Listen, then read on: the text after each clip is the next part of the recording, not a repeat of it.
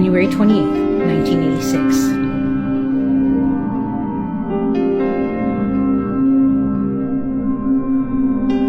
Humanity was about to witness one of the most horrific tragedies in history.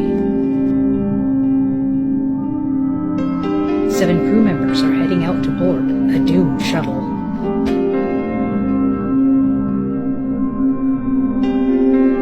One of them is a school teacher.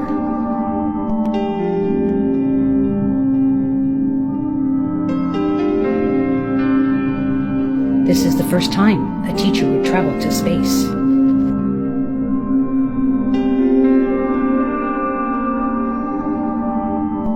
The world watched with excitement and anticipation.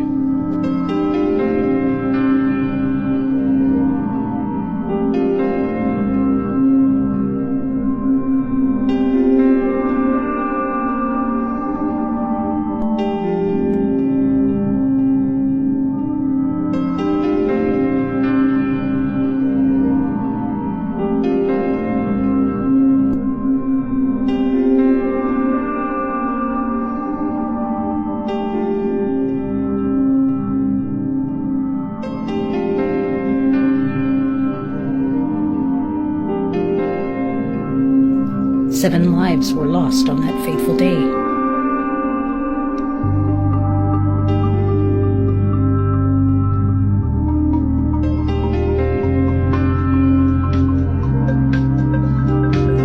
Or were they? 20 years later, investigators would discover that the 7 crew members never actually boarded the shuttle that fateful day. Now I know what you're thinking. You're ready to call bullshit on this one, but let me stop you right here. The evidence that you are about to see will absolutely blow your mind. Sure, you've probably heard a dozen media outlets calling this a cooked-up conspiracy theory, but nothing could be further from the truth.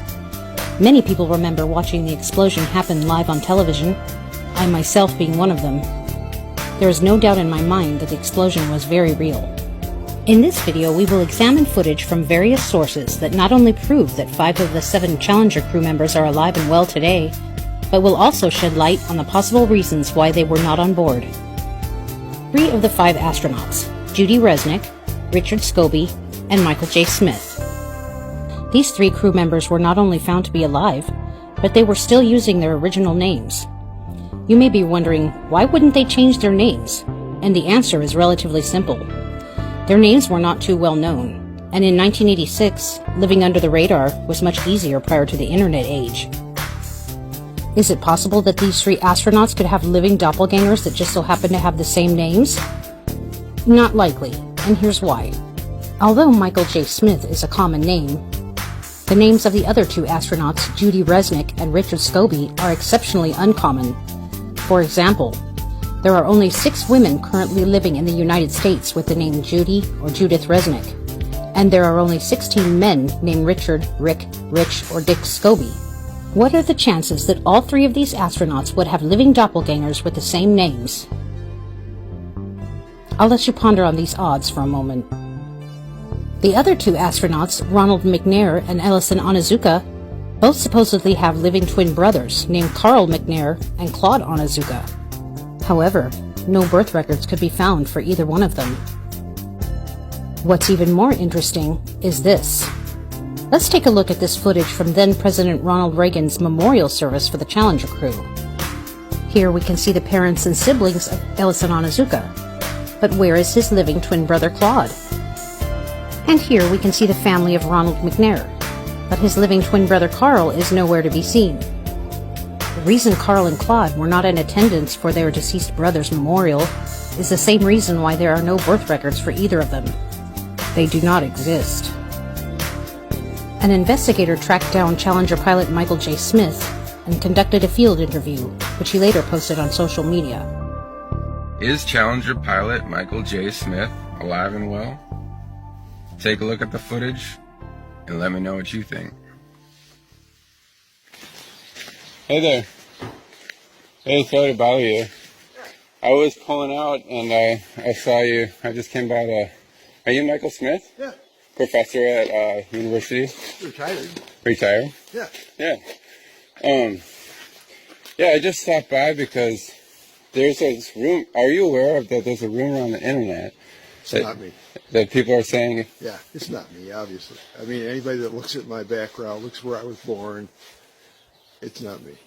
I mean, it's interesting that the Michael J. Smith that was the astronaut looks something like me when we were younger, but really not if you really look at facial recognition. you never been a pilot, never been in the Never, military? nothing like that.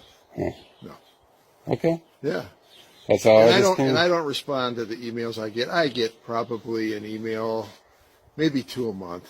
Really? And I got one guy that's been really hounding me, and I turned it over to the FBI. Really? You know, I mean, it's bullshit. Okay. You know, another crazy theory, Okay. but that's, not me. All right, I'm glad I wasn't him, but he's quite a guy. Yeah. But if you look at my career, you look at my CV that's online, all the stuff I've published, all that I've done, it's not even close to what that guy was. Okay. Yeah, you just sure look alike. It's the same name. I know the facial thing, but that's what we looked like, 40 years ago? Mm-hmm. Yeah. Okay. Yeah. Well, thank you. Yeah. Okay. Voice analysis of the living Judy Resnick compared to the Challenger astronaut Judy Resnick confirms that they are indeed the same person. I am hoping that the affliction that Steve Hawley had from the 41D mission specialist of the delays hasn't rubbed off on me. For a very long arm, which is as long as the cargo bay, it's 50 feet long. The image lets you see all of the current contemporary issues. All courts shall be open, property remedied by due course of law. You can find these. The equal justice under law becomes that we thought courts were all along. It says equal justice under law.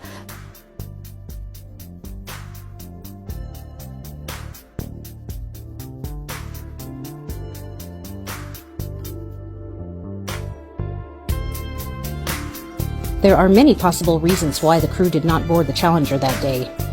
One theory is that the Challenger's final mission was deceptively unmanned due to limited funding and to maintain NASA's position as the world leader in space exploration. Clues uncovered in a documentary produced by National Geographic on the Challenger disaster seem to support this theory.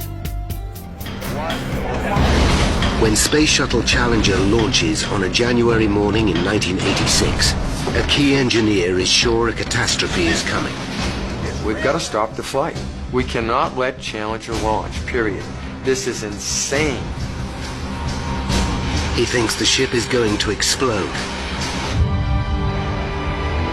After 2 decades of budget cuts and a loss of public interest, the shuttle has never made good on its promise to provide a routine bus service to space.